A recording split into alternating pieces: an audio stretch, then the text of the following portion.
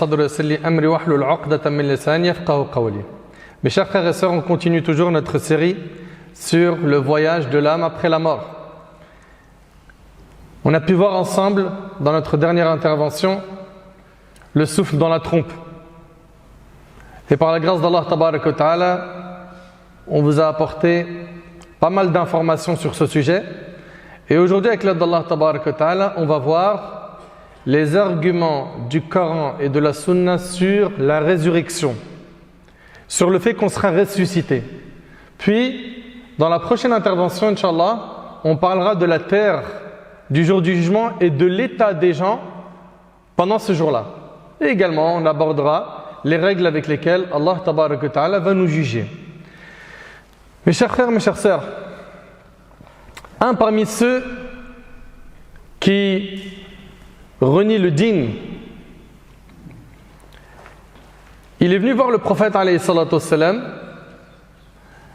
avec un os, avec dans sa main un os qu'il a réduit en poussière. Il l'a réduit en poussière. Et puis, en se moquant, il a dit au prophète alayhi salatu wassalam, Ya Muhammad, ô Muhammad, tu prétends que ton Seigneur va ressusciter cet os après qu'il ait été réduit en poussière? Tu prétends en deux mots que les gens après leur mort, ils vont être ressuscités? Et il a dit cela en se moquant. Le prophète alayhi salatu wassalam, il a dit Naam. Le prophète il a dit oui. Yumituka thumma yuhyik thumma yudkhiluka an-nar. Allah te fera mourir, il te ressuscitera et tu seras châtié dans le feu. Et Allah Tabarak wa Ta'ala révéla à ce sujet, écoutez bien, أَوَلَمْ يَرَ الْإِنسَانُ أَنَّا خَلَقْنَاهُ مِنْ نُطْفَةٍ فَإِذَا هُوَ خَصِيمٌ مُبِينٌ وَضَرَبَ لَنَا مَثَلًا وَنَسِيَ خَلْقَهُ قَالَ مَنْ يُحْيِي الْعِظَامَ وَهِيَ رَمِيمٌ قُلْ يُحْيِيهَا الَّذِي أَنْشَأَهَا أَوَّلَ مَرَّةٍ وَهُوَ بِكُلِّ خَلْقٍ عَلِيمٌ الذي جعل لكم من الشجر الأخضر نارا فإذا أنتم منه توقدون أوليس الذي خلق السماوات والأرض بقادر على أن يخلق مثلهم بلى وهو الخلاق العليم إنما أمره إذا أراد شيئا أن يقول له كن فيكون فسبحان الذي بيده ملكوت كل شيء وإليه ترجعون.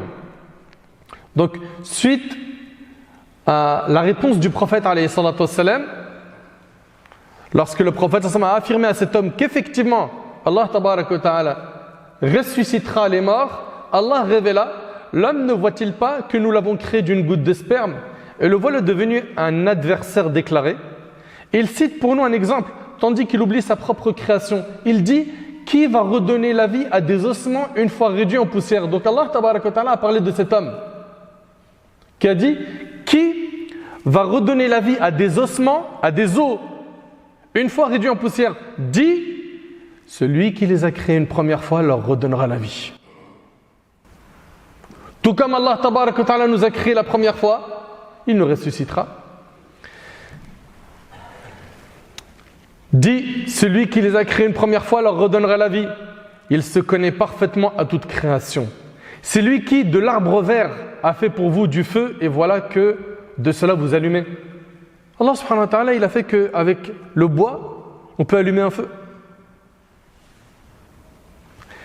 Ici, Allah subhanahu wa ta'ala, il dit, c'est lui qui, de l'arbre vert, a fait pour vous du feu, et voilà que de cela vous allumez.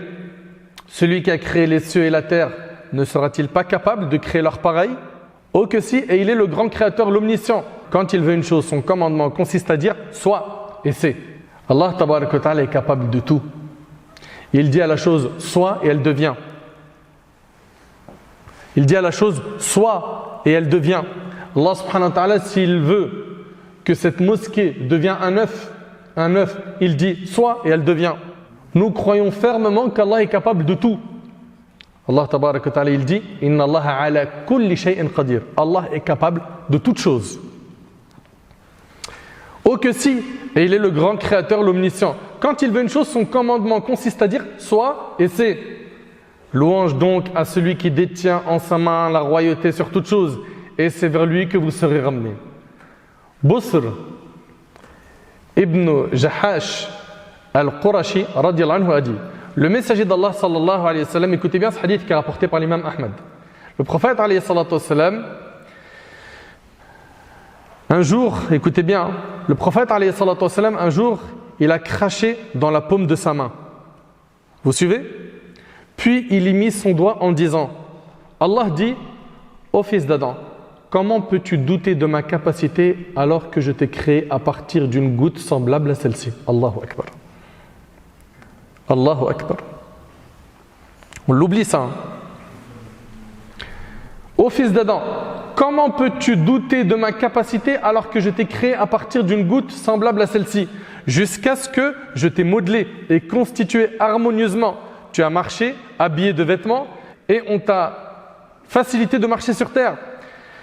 Puis, tu as réuni des biens et tu as privé certains de tes biens, et c'est seulement au moment où ton âme arrivera à la gorge que tu diras « je vais faire l'aumône ». Or, il est trop tard pour faire des aumônes. Et le hadith, il est rapporté par l'imam Ahmed. Ici, on voit que dans le hadith, Allah tabarak wa ta'ala dit « Ô fils d'Adam, comment peux-tu douter de ma capacité alors que je t'ai créé à partir d'une goutte semblable à celle-ci » C'est impressionnant quand même. Hein. Regarde ton corps. T'étais quoi à la base? Dans le ventre de ta mère, au tout début. Allahu Akbar. Allah tabarak wa ta'ala, il dit أَيَحْسَبُ الْإِنسَانُ أَن يُتْرَكَ سُدًى أَلَمْ يَكُ نُطْفَةً مِّن مَّنِيٍّ يُمْنَى ثُمَّ كَانَ عَلَقَةً فَخَلَقَ فَسَوَّى فَجَعَلَ مِنْهُ الزَّوْجَيْنِ الذَّكَرَ وَالْأُنثَى أَلَيْسَ ذَلِكَ بِقَادِرٍ عَلَى أَن يُحْيِيَ الْمَوْتَى. Dans Sourate Al-Qiyamah, l'homme pense-t-il qu'on le laissera sans obligation à observer? Est-ce que l'homme, il pense qu'il a été créé sur terre pour manger, boire, consommer, puis un jour mourir, finir dans un trou? D'ailleurs, quand je parlais tout à l'heure à ce jeune qui est venu pour se convertir à l'islam, subhanallah, je lui ai dit, imagine que tu es en train de dormir, écoutez bien s'il vous plaît, hein. Imagine que tu es en train de dormir, puis tu te réveilles, tu te retrouves dans un train. Tu te retrouves dans un train, mais tu ne sais pas il va où ce train. Et tu ne sais pas qu'est-ce que tu fais dans ce train.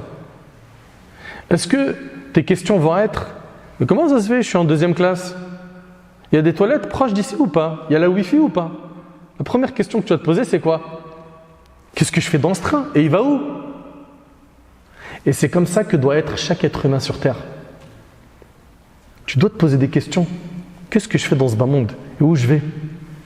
Pourquoi je suis là? Pourquoi est-ce que j'ai été créé? Pourquoi j'existe? Quel est mon rôle sur Terre? Vous suivez ou pas? Ici, Allah Ta'ala il dit, l'homme pense-t-il qu'on le laissera sans obligation à observer? Tu penses qu'on a été créé comme ça? Sans obligation à observer? Non, Allah Ta'ala, il nous a créés, il nous a envoyé des prophètes qui ont prouvé leur prophétie à leur peuple avec des miracles, ils ont été soutenus par des miracles. Ces prophètes, ils sont annonciateurs de bonnes nouvelles et avertisseurs d'un châtiment. Ils viennent nous expliquer comment se rapprocher de notre Seigneur Azza wa Jal. Okay? On n'a pas été abandonnés comme ça. Allah Tabarak wa Ta'ala il dit wa in min ummatin illa khala fiha nadhir. Il n'est pas eu une communauté sans qu'elle n'ait eu un avertisseur. Toutes les communautés ont reçu des avertisseurs. L'homme pense-t-il qu'on le laissera sans obligation à observer?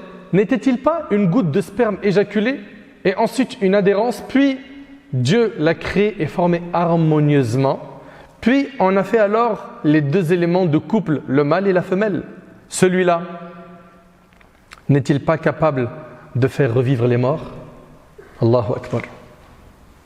Allahu Akbar. Selon Abu Hurayra radiyallahu ta'ala anhu, le prophète alayhi salatu wassalam a dit qu'Allah Azza wa Jal a dit le fils d'Adam me traite de menteur sans aucun droit et il me fait injure sans aucun droit. Vous entendez? Allah subhanahu wa ta'ala il dit le fils d'Adam me traite de menteur sans aucun droit et il me fait injure sans aucun droit. Quant au fait qu'il me fasse mentir, c'est lorsqu'il dit il ne me fera pas vivre après la mort comme il m'a fait vivre la première fois. Vous suivez? Donc c'est dans le fait de Mais croire en quoi? En la résurrection.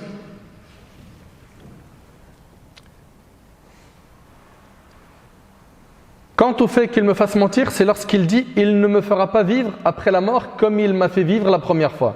Or, regardez Allah, il dit quoi? Or, sa résurrection ne me sera pas difficile, tout comme ne l'a pas été sa première création. Allahu Akbar. Tout est facile pour Allah. Quant à son injure à mon égard, c'est sa parole, Allah a pris un enfant, alors que je suis l'unique, le seul à être imploré. Je n'engendre pas, je n'ai pas été engendré, et je n'ai pas d'égal, rapporté par l'imam al-Bukhari. Et Allah tabaraka wa ta'ala, il dit زعم الذين كفروا أن لن يبعثوا قل بلى وربي لتبعثن ثم لتنبؤن بما عملتم. Ceux qui ont mécru prétendent qu'ils ne seront point ressuscités. Dis, mais si, par mon Seigneur, vous serez très certainement ressuscités. Puis vous serez certes informés de ce que vous faisiez, et cela est facile pour Allah. Il faut bien comprendre en fait que pour le musulman, celui qui croit en Allah tabaraka wa ta'ala, il doit toujours garder constamment en tête qu'un jour il sera présenté à son Seigneur. Et qu'il y aura le jour des comptes. Qu'il y aura le jour des comptes. Et en fonction de tes œuvres, tu seras récompensé ou humilié. Qu'Allah tabaraka wa ta'ala nous accorde une bonne fin. Et qu'Allah azza wa jal nous accorde d'être au paradis. Les gens ils seront ressuscités. Et puis, il y en a certains qui vont lire leurs livres. Écoutez bien, il y en a certains qui vont lire leurs livres et qui vont être étonnés que le livre qui contient leurs actions a tout comptabilisé. Les petites actions, les grandes, les péchés, petits et grands, ce qu'ils ont fait en secret et en public, tout sera écrit. Tout. Et ce livre-là, nous l'écrivons chaque jour. Chaque jour, tu es en train d'écrire ton livre. Tu veux y voir quoi le jour du jugement? Parce qu'on va te le remettre soit de la main droite, et tu seras parmi les gagnants, soit par la main gauche, et là c'est l'échec, tu as échoué. Tu veux y voir quoi dans ce livre? Subhanallah. Le jour du jugement donc, les gens vont avoir leur livre. Et je vous ai dit que certains vont être étonnés de voir que tout a été comptabilisé dans ce livre. Et retenez une chose, c'est qu'Allah il n'est pas injuste envers ses serviteurs. Et que celui qui a fait un atome de bien, il le verra. Et celui qui a fait un atome de mal, il le verra. Allah tabaraka wa ta'ala il dit وَقَالُوا أَإِذَا كُنَّا عِظَامًا وَرُفَاتًا أَإِنَّا لَمَبْعُوثُونَ خَلْقًا جَدِيدًا قُلْ كُونُوا حِجَارَةً أَوْ حَدِيدًا أَوْ خَلْقًا مِمَّا يَكْبُرُ فِي صُدُورِكُمْ فَسَيَقُولُونَ مَنْ يُعِيدُنَا قُلِ الَّذِي فَطَرَكُمْ أَوَّلَ مَرَّةٍ فَسَيُنْغِضُونَ إِلَيْكَ رُؤُوسَهُمْ ويقولون متى هو قل عسى أن يكون قريبا يوم يدعوكم فتستجيبون بحمده وتظنون إن لبثتم إلا قليلا. Et ils disent, quand nous serons ossements et poussière, serons-nous ressuscités en une nouvelle création? Regardez Allah, il dit quoi? Dit, soyez pierre ou fer ou toute autre créature que vous puissiez concevoir. C'est-à-dire que tu sois de la pierre, que tu sois du fer, vous serez ressuscités.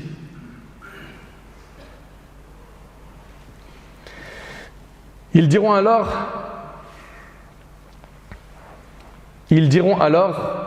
qui donc nous fera revenir? Dit, celui qui vous a créé la première fois. C'est Allah qui va vous ressusciter. Ils secourront vers toi leur tête et diront, quand cela? Dit, il se peut que ce soit proche. Oui. Allah subhanahu wa ta'ala dit, اقتربت الساعة وانشق القمر. L'heure est proche et la lune s'est fendue. L'heure est proche. Et on est en train de voir, jour après jour, que les petits signes de la fin des temps, énormément de ces petits signes sont aujourd'hui visibles. Ils sont apparus.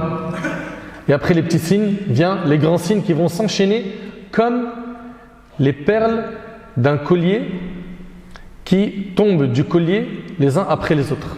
Ça a été rapporté comme ça dans la Sunna. C'est-à-dire que les grands signes de la fin des temps, ils vont arriver, ils vont s'enchaîner. Vous entendez parler du faux Messie, le Messie Dajjal, n'est-ce pas? De la descente de Isa, Ibn Maryam, et Jésus, fils de Marie, qui va descendre pour tuer le faux Messie, Gog et Magog, la bête, etc. Tout ça, ça va s'enchaîner. Quand les grands signes vont arriver, ça va s'enchaîner rapidement.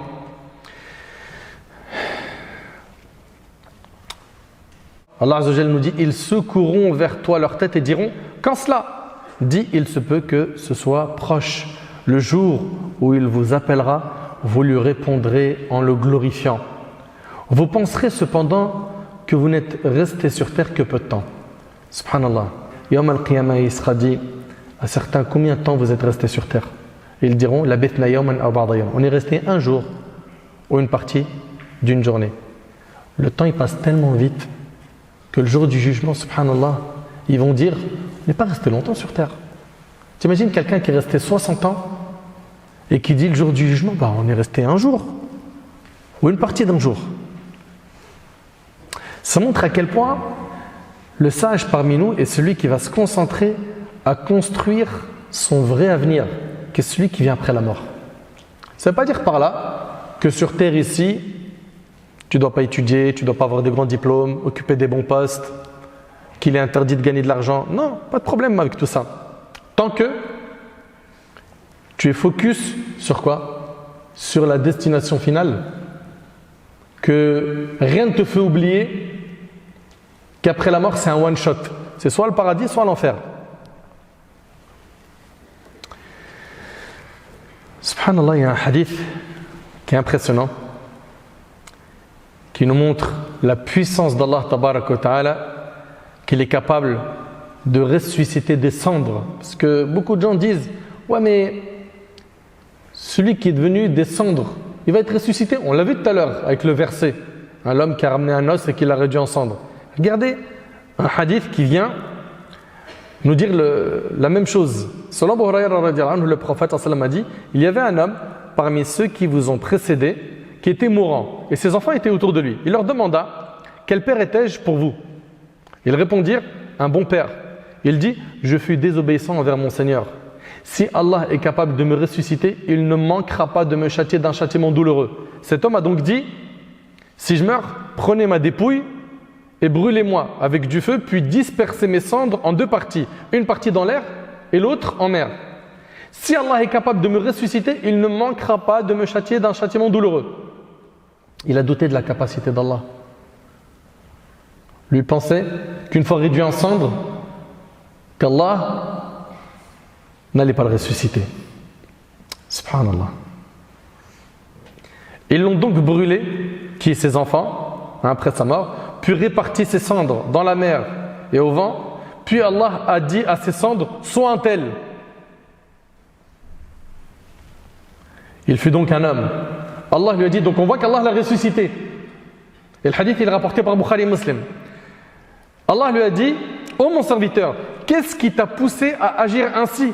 Il répondit: ô mon Seigneur, c'est par crainte envers toi que j'ai fait ça. Allahu Akbar. Il lui a dit: pars, je t'ai pardonné. Et ça montre ici qu'Allah Tabaraka wa Ta'ala, sa miséricorde elle est immense. En fait, vous savez, il y a beaucoup de gens, ils me posent la question à moi et à d'autres imams: ouais, tu sais, voilà, j'ai fait trop de péchés. Je te dis la vérité, j'en ai honte. Pour moi, c'est impossible qu'Allah me pardonne. Attention, tu es en train de te faire arnaquer par le diable, il est en train de te faire tomber dans le désespoir de la miséricorde d'Allah. Et on vous l'a déjà dit plein de fois. Est-ce que tu penses que tes péchés sont plus grands que la miséricorde d'Allah? Mais non. La miséricorde d'Allah, elle est immense. Et ce hadith-là, on vous l'a cité plein de fois et on le cite de nouveau. Anas radiallahu anhu rapporte avoir entendu l'envoyé d'Allah alayhi salatu wassalam dire: Allah le Très-Haut a dit au fils d'Adam. Donc c'est Allah qui s'adresse à nous. C'est un hadith qudsi. Allah subhanahu wa ta'ala dit au fils d'Adam: tant que tu m'invoques et que tu espères en moi, je t'absoudrai ce qui s'est produit de toi sans me soucier du nombre de tes péchés. Tant que tu invoques Allah et que tu as espoir en lui, Allah il va te pardonner tes péchés sans se soucier du nombre de tes péchés. Ô fils d'Adam, si tes péchés ont atteint les nuages du ciel et que tu me demandes pardon, je t'absoudrai sans me soucier. C'est-à-dire sans se soucier du nombre de tes péchés. T'imagines si tes péchés ont atteint les nuages du ciel? Ô fils d'Adam, si tu viens à ma rencontre avec la contenance de la terre comme péché, sans rien m'associer, je t'apporterai sa contenance en absolution. C'est rapporté par l'imam At-Tirmidhi. Ce hadith-là, il donne espoir. C'est-à-dire que ce n'est pas perdu. Et subhanallah, il y a un homme qui s'appelle Uzayr. Dans les tafassir, il y a plusieurs opinions qui ont été dites sur ce verset. Une parmi les opinions, qui est celle de beaucoup de pieux prédécesseurs, dit qu'un homme qui s'appelle Uzayr, il était à Bayt al-Maqdis et cette ville avait été détruite par un certain Bour Tansar. Et donc la ville, elle a été totalement rasée. Uzayr a commencé à méditer sur cette ville détruite et il a dit: comment Allah va-t-il redonner la vie à ce village après sa mort? Ok? Très bien. Qu'est-ce qu'Allah Tabaraka wa Ta'ala a fait? Allah Azza wa Jal, il l'a fait mourir. Combien de temps? Qui sait? 100 ans. Ouais. Allah Tabaraka wa Ta'ala l'a fait mourir 100 ans. Puis, Allah Tabaraka wa Ta'ala l'a ressuscité. Allah Tabaraka wa Ta'ala lui a demandé: combien de temps as-tu demeuré? Qu'est-ce qu'il a dit? Il a dit un jour. Ok? Hein? Yawman aw ba'da yawm, ou une partie de la journée. Et cela est relaté dans le Coran. Et Allah Tabaraka wa Ta'ala lui a dit: non, tu es resté 100 ans. Tu es resté 100 ans. Allah il a fait mourir 100 ans. Et il lui a dit: regarde donc ta nourriture et ta boisson. Et rien ne s'est gâté. Mais regarde ton âne. Et pour faire de toi un signe pour les gens, et regarde ces ossements, comment nous les assemblons et les revêtons de chair. Et devant l'évidence, il a dit quoi? Il a dit: je sais qu'Allah est omnipotent. Voyons cela dans le Coran. أو كالذي مر على قرية وهي خاوية على عروشها قال أن يحيي هذه الله بعد موتها فأماته الله 100 عام ثم بعثه قال كم لبثت؟ قال لبثت يوما أو بعض يوم قال لبثت يوما أو بعض يوم قال بل لبثت 100 عام فانظر إلى طعامك وشرابك لم يتسنى وانظر إلى حمارك ولنجعلك آية للناس وانظر إلى العظام كيف ننشزها ثم نكسوها لحما فلما تبين له قال أعلم أن الله على كل شيء قدير. الله أكبر. Subhanallah. Ah, subhanallah. Quand tu comprends ça en arabe, ça a un autre sens. Ici, qu'est-ce qu'il nous dit ce verset? Allah Azza wa Jalla nous dit: ou comme celui qui est passé par un village désert et dévasté. Écoutez bien. Ou comme celui qui est passé par un village désert et dévasté. Et il a dit: comment Allah va-t-il redonner la vie à celui-ci après sa mort? Ce village, il a été rasé. Allah le fit donc mourir et le garda ainsi pendant 100 ans. Puis il le ressuscita en disant: combien de temps as-tu demeuré ainsi? Il a dit: je suis resté un jour ou une partie de la journée. Non, dit Allah, tu es resté 100 ans. Regarde donc ta nourriture et ta boisson, rien ne s'est gâté. Mais regarde ton âne, qui était mort. Et pour faire de toi un signe pour les gens, et regarde ces ossements, comment nous les assemblons et les revêtons de chair. Et devant l'évidence, il a dit quoi? Il a dit: je sais qu'Allah est omnipotent. A'lamu anna Allah ala kulli shay'in qadir. Allahu Akbar. Subhanallah. Ça montre ici la puissance d'Allah Tabaraka wa Ta'ala. C'est impressionnant. Dans la suite des versets, Allah Tabaraka wa Ta'ala nous dit: وَإِذْ قَالَ إِبْرَاهِيمُ رَبِّ أَرِنِي كَيْفَ تُحْيِي الْمَوْتَى قَالَ أَوَلَمْ تُؤْمِنْ قَالَ بَلَى وَلَكِنْ لِيَطْمَئِنَّ قَلْبِي قَالَ فَخُذْ 4 من الطَّيْرِ فَصُرْهُنَّ إِلَيْكَ ثم اجعل على كل جبل منهن جزءا ثم ادعوهن يأتينك سعيا واعلم أن الله عزيز حكيم.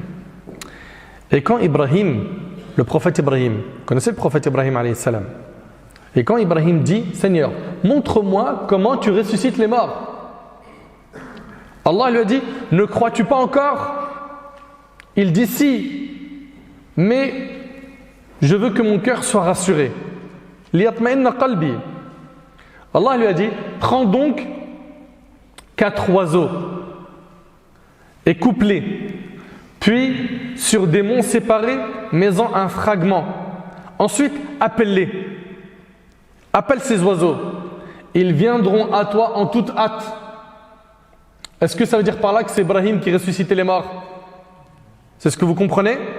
Non, c'est par la permission d'Allah Azza wa Jal. Mets-en un fragment, ensuite appelle-les, ils viendront à toi en toute hâte, et sache qu'Allah est puissant et sage. Allahu Akbar. Et c'est ce qu'a fait Ibrahim alayhi salam. Subhanallah. Il les a appelés et ils ont été ressuscités par la permission d'Allah tabarak wa ta'ala. Subhan al-Malik. Pareil pour les jeunes de l'histoire de la caverne. C'est quelle sourate? La sourate 18. Les gens de la caverne.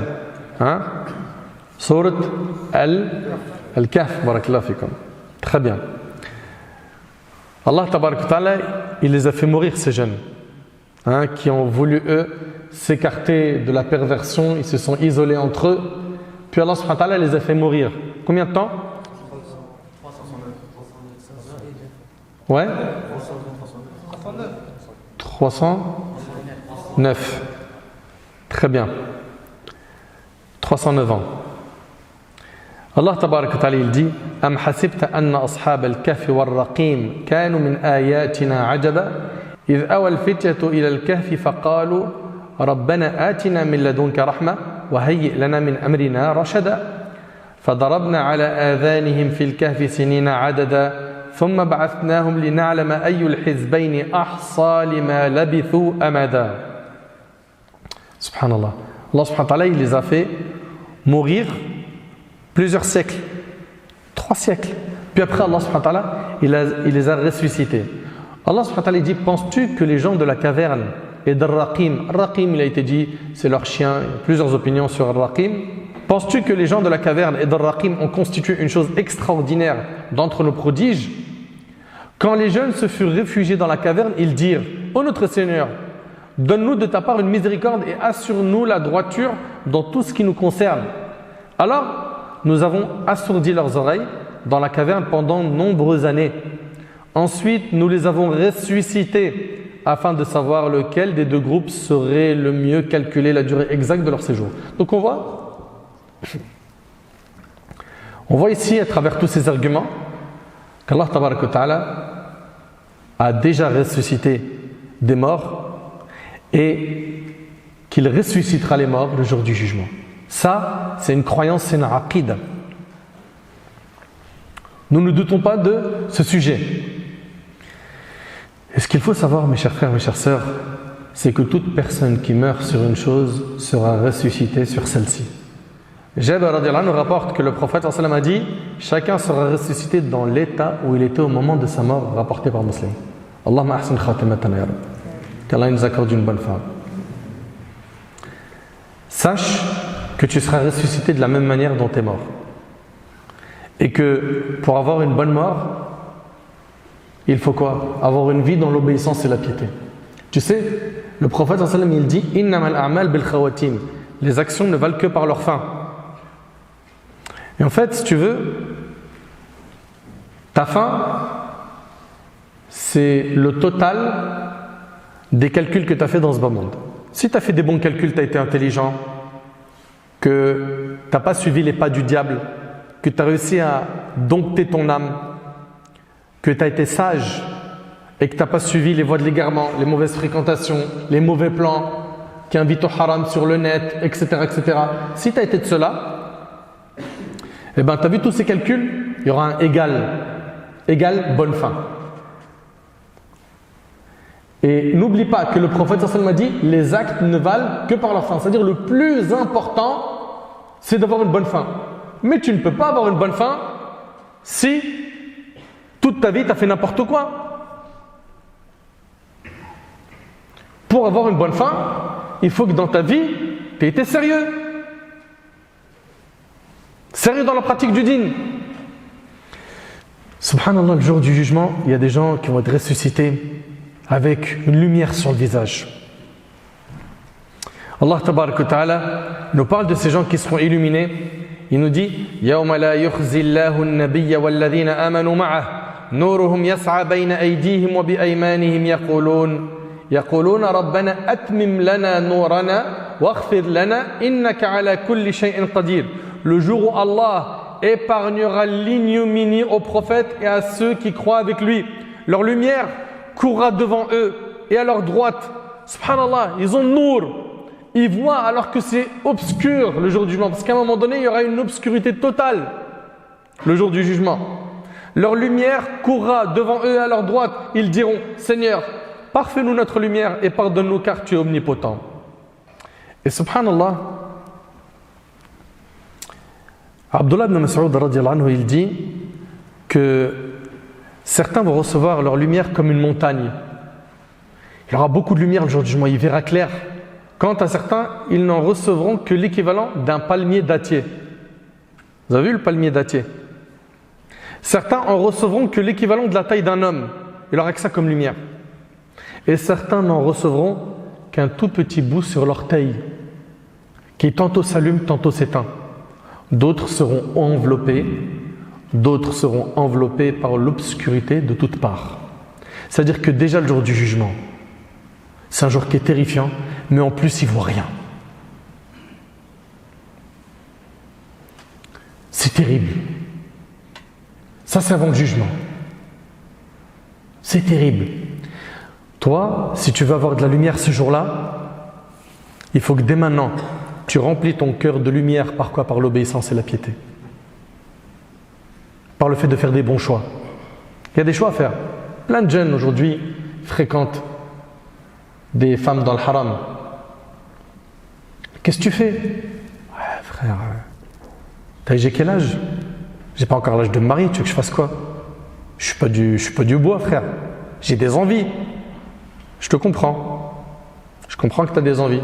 Je comprends que tu as besoin d'avoir à tes côtés une présence féminine. Mais est-ce que ça se fait à n'importe quel prix, toi qui es musulman? Au prix de mettre ton Seigneur en colère? T'oublies que tu es en train de remplir ton livre? Puis est-ce que tu aimerais quelqu'un, il fasse ça avec ta sœur? J'ai pas de sœur. Ok, avec ta mère? Avec ta tante? Si tu ne veux pas qu'on fasse ça à ta sœur, ou à ta mère, ou à ta tante, ou à ta cousine, ne le fais pas aux autres filles, car ce sont forcément des filles de quelqu'un, des sœurs de quelqu'un, des tantes de quelqu'un. Et notre religion, c'est l'équité et la justice. Tu veux pas qu'on te fasse ce mal, ne le fais pas aux autres. Ok? Allah tabaraka wa ta'ala, il nous dit يَوْمَ يَقُولُ الْمُنَافِقُونَ وَالْمُنَافِقَاتِ. Allah Azza wa Jalla nous dit يَوْمَ يَقُولُ الْمُنَافِقُونَ وَالْمُنَافِقَاتُ لِلَّذِينَ آمَنُوا انظُرُونَا نَقْتَبِسْ مِنْ نُورِكُمْ قِيلَ ارْجِعُوا وَرَاءَكُمْ فَالْتَمِسُوا نُورًا فَضُرِبَ بَيْنَهُمْ بِسُورٍ لَهُ بَابٌ بَاطِنُهُ فِيهِ الرَّحْمَةُ وَظَاهِرُهُ مِنْ قِبَلِهِ الْعَذَابُ. Le jour où les hypocrites, hommes et femmes, diront à ceux qui croient: attendez que nous empruntions un peu de votre lumière. Attendez, nous on n'a pas réussi à cartonner dans cette vie. On n'a pas œuvré, on a eu des rappels. On a bouché nos oreilles. On suivait le premier venu sur les réseaux sociaux qui nous disait de faire des bêtises. On remettait les bonnes actions à plus tard. Allah subhanahu wa ta'ala dit le jour où les hypocrites, hommes et femmes, diront à ceux qui croient: attendez que nous empruntions un peu de votre lumière. Attendez, juste on prend un peu de lumière, on voit rien. Il sera dit: revenez en arrière et cherchez de la lumière. C'est alors qu'on élèva entre eux une muraille entre les croyants et les hypocrites, ayant une porte dont l'intérieur contient la miséricorde et dont la face apparente a devant elle le châtiment, à savoir l'enfer. Subhanallah. Ces gens-là, qui étaient dans l'égarement, ils vont commencer à appeler les croyants juste pour avoir un peu de lumière, pour voir clair, parce que je vous ai dit, c'est un jour qui fait peur, le jour du jugement. Ok? Mais je vous rassure, les pieux, ceux qui ont assuré, pour eux, ce jour-là, il ne fera pas peur, ils seront en sécurité. Et ça va être un jour très, très facile pour eux. Mais ces gens-là, on est d'accord qu'ils se sont donné les moyens. C'est pas n'importe qui. On est d'accord que quand tu tiens ton smartphone et que l'algorithme il commence à te proposer des vidéos, toi qui es en train de scroller, et que tu tombes sur une image haram, on est d'accord qu'il y en a beaucoup, ils n'arrivent pas à décoller leurs yeux de ces images, de ces vidéos, et qu'ils vont regarder des scènes haram, des vidéos haram. Mais celui qui a réussi à zapper ça rapidement, tu ne te poses pas la question, comment il est arrivé à ça. Tu sais comment il est arrivé à ça? En augmentant sa foi, en entretenant sa foi. Et vous le savez que la foi elle augmente par les bonnes actions et elle diminue par les péchés. Donc toi, plus tu vas faire des bonnes actions, tu vas te rapprocher des frères, de la mosquée, etc. Plus des péchés qui te semblaient impossibles d'arrêter, tu vas voir que tu vas les arrêter facilement. Il y a plein de jeunes, ils me disaient ouais, la pornographie, je suis comme un fou, j'arrive pas à arrêter. Je me flingue. Dès que mes parents ne sont plus là, hop, j'ai mon ordi, j'ai ma tablette. La masturbation, j'arrive pas. Et c'est des messages que je reçois d'hommes et de femmes.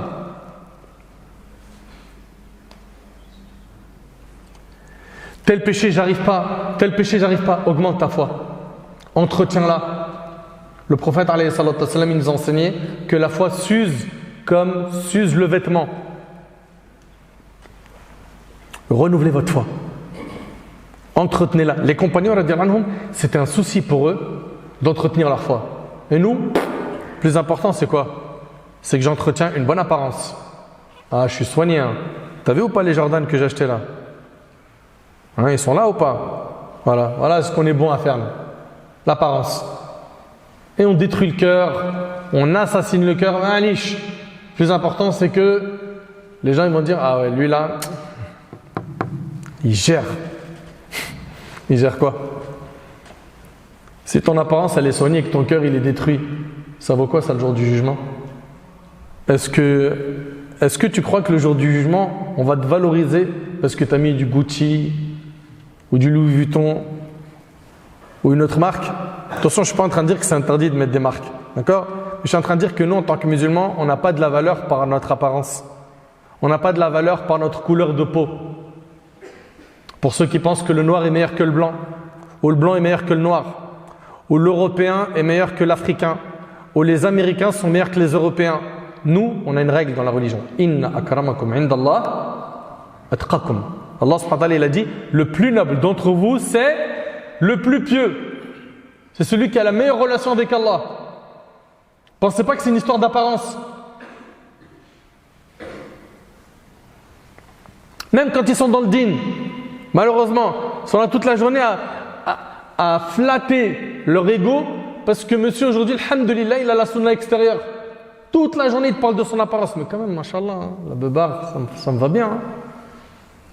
C'est juste là, Nathalie, j'ai quelques petits trous là. Inch'Allah que ça pousse. Parce qu'il paraît des produits. Sahabi. Toi, ton seul souci, c'est ta barbe ou la sœur, elle est là toute la journée, elle parle de vestimentaire. Et ils ont mis des hiérarchies dans le hijab. Jilbab, t'es la musulmane plus. Abaya, t'es une musulmane plus. Tunique, pantalon, skena. Arrêtez avec le fait de tout miser sur les apparences. Miser sur le cœur. Je ne suis pas en train de dire que au niveau de l'islam, on ne porte pas des vêtements pudiques. Okay? Et d'ailleurs, en islam, la femme, elle porte n'importe quel vêtement tant qu'il est mastour. C'est-à-dire quoi? Qu'il est pudique, okay? Qu'il n'est pas transparent, qu'il n'est pas moulant. Pas de problème. Il peut s'appeler abaya, il peut s'appeler jilbab, il peut s'appeler pantalon large avec tunique, aucun problème. Ceux qui dans leur tête, il n'y a qu'un seul format, apprenez le fiqh, vous allez voir, ça va vous soigner. Apprenez la jurisprudence islamique. Ok? Et quand je vous dis apprenez-la avec les paroles des 4 écoles, des pieux prédécesseurs. Ça va vous ouvrir le cerveau. Donc le jour du jugement, ici les hypocrites ils vont dire aux croyants, attendez qu'on profite de votre lumière. Et ils diront, mais on était avec vous. Alam nakum ma'akum. N'étions-nous pas avec vous? On était avec vous pour les prières, on était avec vous pour faire du khayr et tout. Mais laissez-nous profiter. Qu'est-ce qu'il leur sera dit? Qalu bala. Qalu bala walakinnakum fatantum anfusakum. Wa tarabbastum wartabtum wa gharratkum al-amani hatta ja'a amrullah wa gharrakum billahi al-gharur. Ils diront, n'étions-nous pas avec vous? Leur diront-ils? Oui, répondront les autres, mais vous vous êtes laissés tenter. Vous avez comploté contre les croyants et vous avez douté. Et de vains espoirs vous ont trompé jusqu'à ce que vint l'ordre d'Allah. Et le séducteur, c'est-à-dire le diable, vous a trompé au sujet d'Allah. Vous savez qu'il y a des gens qui vont venir le jour du jugement, ils vont être ressuscités en train de dire Labbaik Allahumma labbaik. Labbaik la sharika laka labbaik, innal hamda wa ni'mata laka wal mulk la sharika lak. Ça on dit ça quand? Une réponse au Hajj ou à la Umrah, n'est-ce pas? C'est la talbiya. Subhanallah, et bien cette personne-là qui est morte pendant qu'elle faisait le Hajj, et bien le jour du jugement, elle va être ressuscitée en train de prononcer la talbiya sur la terre du jour du jugement. Je ne sais pas si tu imagines. C'est-à-dire qu'il se peut que toi, tu vois à côté de toi quelqu'un qui dit Labbaik Allahumma labbaik. Lui, il est mort pendant le pèlerinage. Allahu Akbar. Le hadith, il est rapporté par Bukhari et Muslim selon Ibn Abbas. Le hadith, il est chez l'imam al-Bukhari Muslim, d'après Ibn Abbas, un homme tomba de sa monture et mourut. Le prophète a dit lavez-le avec de l'eau et du jujubier. Enveloppez-le dans ces 2 pièces d'étoffe. Mais n'embaumez pas son cadavre, c'est-à-dire ne mettez pas de parfum et ne lui couvrez pas le visage, car le jour de la résurrection, Allah le ressuscitera en train de prononcer la talbiya. T'imagines? Et pour ceux qui sont déjà partis au Hajj ou à la Umrah, vous n'avez pas déjà assisté à des prières funéraires de gens qui sont morts pendant les rites? Il y en a eu. Il y en a eu des gens qui sont morts pendant les rites. Allahu Akbar. Et il y a des gens qui vont être ressuscités le jour du jugement. Il est prosterné. Parce qu'il est mort prosterné. D'autres, ils vont être ressuscités en train de lire le Coran. Parce qu'il est mort avec le Coran dans la main. Mais dites-moi s'il vous plaît, qui ne rêverait pas d'avoir une telle fin? Qui? On est d'accord que, mais t'as ça, bingo, t'as gagné. C'est énorme. Mais ça se mérite. C'est-à-dire quoi? Tu vas devoir avoir un train de vie d'un vrai pieux. Quelqu'un qui se retrousse les manches et qui nage à contre-courant face au péché, face à ce que son âme incitatrice au mal lui dicte. Il va falloir que tu sois fort. L'âme, est-ce qu'elle aime le jeûne surrogatoire? Jeûner le lundi, jeudi, jeûner pendant Sha'ban, jeûner 3 jours par mois. L'âme, elle n'aime pas ça, elle préfère manger. Bah ouais, il me faut mes 3 repas. 3 repas, c'est pour les gens, on va dire, normaux ici. Hein. Des fois, c'est 5. Des fois, chaque passage, il ouvre le frigo, il faut manger quelque chose. C'est vrai ou pas? Subhanallah. Celui qui va jeûner, il va faire quelque chose qui n'est pas facile pour l'âme. Celui qui va se lever la nuit pour prier, il va faire quelque chose qui n'est pas facile pour l'âme. Mais au début, ça sera difficile. Après, tu vas y prendre énormément de saveur, énormément de goût. Au début, ça sera dur pour toi, puis après, tu vas y prendre goût. C'est pour ça qu'il faut habituer son âme à faire ce qu'Allah aime, même si ton âme n'aime pas ça. Ok? C'est vrai que venir s'asseoir dans la mosquée 1 heure à évoquer Allah, 1 heure, une demi-heure. On est d'accord que venir rester dans la mosquée juste une demi-heure, après une prière obligatoire, juste rester, j'évoque Allah, je lis du Coran, l'âme, c'est pas ce qu'elle aime le plus. Moi je pense que pour pas généraliser, mais un bon paquet de jeunes, quand ils ont du temps libre, ils se disent pas, tiens, viens, je vais à la mosquée, je reste une petite demi-heure comme ça, j'évoque Allah. Pourtant, il y en a qui le font, c'est vrai ou pas? Mais ils sont peu. Qu'est-ce qui t'empêche de venir à la mosquée? Tu t'isoles. Tu t'isoles avec Allah. Tu viens seul et tu dis, ça c'est ma pause spirituelle, je vais nourrir mon âme. J'ai du Coran, je fais du dhikr. Ok? Attention, ne reste pas sur ton smartphone. En mode, je suis en train de regarder le net, sur qu'est-ce qui se passe sur les réseaux sociaux, je lis des commentaires, des stories. Arrête, t'es pas venu à la mosquée pour ça? Coupe, fais une vraie coupure. Et crois-moi, ton âme, elle en a besoin. Et tu vois, cet effort va faire que tu vas avoir beaucoup de lumière le jour du jugement. Cet effort va faire que tu obtiendras les hauts degrés au paradis après la mort, bi'idhnillah. Le jour du jugement, il y en a qui vont venir et ces gens-là seront comme quelqu'un qui est possédé. Vous avez déjà vu quelqu'un qui est possédé, mesquin, comment, quand il réagit, comment c'est compliqué? Allah Ta'ala il nous dit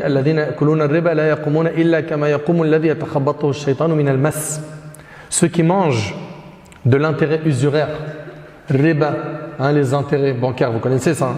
Ceux qui mangent de l'intérêt ne se tiennent le jour du jugement que comme se tient celui qui, le toucher de Satan, a bouleversé. Comme quelqu'un qui est possédé. T'imagines, tu es ressuscité, tu vois quelqu'un à côté de toi comme ça? Et pour quelle raison il est comme ça? Pour quelle raison il est comme ça?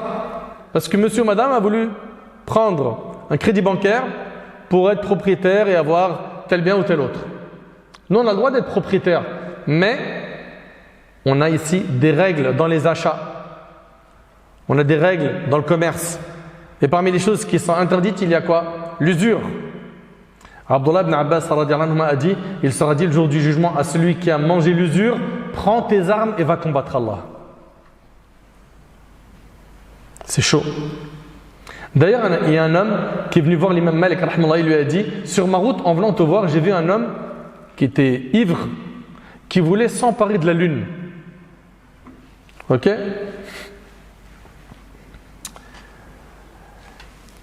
Et en le voyant, j'ai dit à ma femme, tu es répudié si en islam il y a un péché plus grand que l'alcool. Maintenant, je veux savoir, est-ce qu'il y a pire que l'alcool au imam? Il demande ça à l'imam Malik. L'imam Malik lui a dit, laisse-moi voir cela. On voit ici que subhanallah, malgré que c'était un océan de savoir, il ne s'est pas hâté de répondre tout de suite. Il a dit, laisse-moi, je vérifie l'information. L'imam Malik lui a dit, laisse-moi voir cela. Le lendemain, l'imam Malik lui a dit, ton épouse est divorcée. Il lui a dit, j'ai regardé dans le livre d'Allah et la sunna de son messager et je n'ai pas trouvé pire que le riba, l'usure. Car Allah a déclaré la guerre à son auteur. فَأَذَّنُوا بِحَرْبٍ مِّنَ اللَّهِ وَرَسُولِهِ subhanallah. Dans le verset, Allah subhanahu wa ta'ala, il déclare la guerre à celui qui mange riba. Aussi, il y aura des personnes, le jour du jugement, qui auront autour d'eux des enfants qui vont s'accrocher à eux. Qui vont s'accrocher à eux. Ces enfants-là, ils vont s'accrocher à certaines personnes. Mais il s'agit de qui? Il s'agit de ceux qui mangeaient les biens des orphelins. Allah tabarak wa ta'ala dit Innal ladhina ya'kuluna amwala al-yatama dhulma innama ya'kuluna fi butunihim nara wa sayaslawna sa'ira. Ceux qui mangent injustement des biens des orphelins ne font que manger du feu dans leur ventre. Ils brûleront bientôt dans les flammes de l'enfer. T'imagines, subhanallah, c'est un orphelin, il a reçu un héritage, il y a quelqu'un qui est en train de manger de ses biens. Tu crois que tu vas pouvoir t'en sortir comme ça? Il y a aussi des gens qui vont être ressuscités, des femmes qui vont porter des vêtements de feu. Pourquoi? Parce que ces femmes-là, dans les moments de décès, qu'est-ce qu'elles faisaient? Elles se lamentaient. ليس منا من لطم الخدود وشق الجيوب ودعا بدعوى الجاهلية. Le prophète il a dit, ne fait pas partie de nous. Qui? Ceux qui vont se gifler le visage, hein? Qui vont se déchirer les vêtements. Il y a des gens qui font ça. Il y a même des gens qu'on loue dans certains pays pour qu'elles viennent pleurer dans le cortège funéraire de quelqu'un. C'est terrible. Cette femme-là, elle sera ressuscitée dans une très très mauvaise position. Elle sera en train de crier au malheur. Pourquoi ? Parce qu'elle était de celles qui se lamentaient. Se lamenter, c'est-à-dire quoi ? Elle s'oppose au destin d'Allah. Pourquoi un tel il est mort ? Pourquoi ? Regardez, j'ai perdu un tel de ma famille. Etc. etc. Également, il y a des gens qui seront ressuscités dans leurs mains. Il y a quoi ? Un verre d'alcool. Et dans notre religion, c'est interdit. D'autres, ils sont ressuscités, il était en train de rouler son joint. D'autres, ils seront ressuscités avec des clopes, en train de dire t'en veux une ? T'imagines, t'es ressuscité comme ça ? Ou d'autres, ils sont ressuscités avec des ballons. On voulait juste d'ahka, t'abuses. On n'a pas le droit de rigoler ou quoi en islam ? Si. Mais il y a une manière de rigoler. Il y a des règles. Ou d'autres, imagine, ils sont ressuscités avec des puffs. Ceux qui ne connaissent pas, tant mieux. Moi, malheureusement, c'est des choses qu'on m'envoie, c'est des infos qu'on m'envoie. Ces informations-là, on me les envoie juste pour que je puisse conseiller et encadrer un peu nos petits frères, parce que c'est surtout nos petits frères et nos petites sœurs aujourd'hui qui s'adonnent à ces cigarettes électroniques aromatisées. Ouais, c'est pas du Marlboro, c'est cru, ça n'a pas de goût. Là, tranquille, ça a la fraise. Hala. Tiens, goûte. Ça glisse crème. En plus, ça dure longtemps. T'imagines être ressuscité comme ça ? Ou avec une chicha dans la main ? En train de faire un rond. Ils aiment trop ça aujourd'hui, nos jeunes. Non mais arrête, la chicha, ce qui paraît, c'est juste pas très bien. Me dis pas c'est haram, hein. Ok, pas de problème, on vous l'a déjà dit. Et je le répète, si pour toi ça se passe bien, tu vois aucun mal d'être dans une chicha, tout ça, tu es en train de fumer, il y a du son, tu es bien accompagné. En réalité, tu es mal accompagné. Hein, de la meuf à droite, de la meuf à gauche. Soit tu es venu avec une meuf, soit tu es en train de faire du repérage. Si pour toi ça se passe bien, et tu vois aucun mal, bah dis Ya Allah, prends mon âme tout de suite. Ressuscite-moi dans cet endroit, Ya Rabb. Alors pourquoi tu commences à parler chinois ? Je croyais qu'il n'y avait rien d'être là-bas. Si pour toi ça glisse, fais doigt, dis Ya Rabb, prends mon âme dans une chicha pendant que je suis en train de faire des ronds.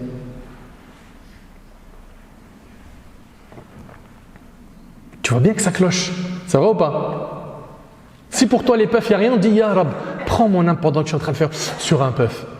Alors pourquoi tu te dégonfles ? Je croyais que c'était normal, il n'y a rien. Aujourd'hui les débats c'est est-ce que c'est makruh ou c'est haram ? Parce qu'on m'a dit c'est makruh, c'est pas très grave. Demande à Allah si tu es chaud, prends mon âme pendant que je suis en train de fumer. Sache-le que tu seras ressuscité de la même manière dont tu es mort. Et il y en a d'autres qui vont être ressuscités avec quoi ? Avec ce qu'ils ont volé dans ce bas monde. Allahu Akbar. Allah tabarak wa ta'ala il a dit وَمَنْ يَغْلُلْ يَأْتِ بِمَا غَلَّ يَوْمَ الْقِيَامَةِ. Subhanallah. Quiconque s'en approprie, c'est-à-dire il vole, viendra avec ce qu'il se sera approprié le jour du jugement. Donc tu as compris ? Est-ce que tu as compris que tu seras ressuscité de la même manière dont tu es mort ? C'est bon, ce message il est bien clair ? Celui qui vit sur la piété, il mourra sur la piété, il sera ressuscité sur la piété. Et celui qui vit sur la désobéissance, il mourra sur celle-ci, il sera ressuscité sur celle-ci. Et subhanallah, je me rappelle qu'il y avait un cheikh que j'avais rencontré. Une fois, il y a une maman, elle l'a appelé au bled et elle lui a dit viens vite chez moi. Et c'était une heure tardive, après minuit. Lui, il entend viens vite chez moi, une femme qui l'appelle, il a dit bon, ça n'a pas l'air net tout ça. Il a eu peur, il a dit mon cœur il n'est pas apaisé, il n'a pas donné suite. Puis après, elle l'a rappelé sur un deuxième téléphone. En voyant l'insistance, elle lui a dit urgent, viens chez moi, sans lui dire pourquoi. Il est parti avec des frères, il les a réveillés, il leur a dit venez avec moi, il y a une urgence, mais par sécurité, j'ai pas envie d'être tout seul. Il part. Elle habitait dans une très belle villa. Elle lui a dit monte à l'étage. Le cheikh il monte à l'étage et il comprend toujours pas ce qui se passe. Puis après il rentre dans une chambre et il voit un jeune qui est tout nu, assis sur une chaise et il est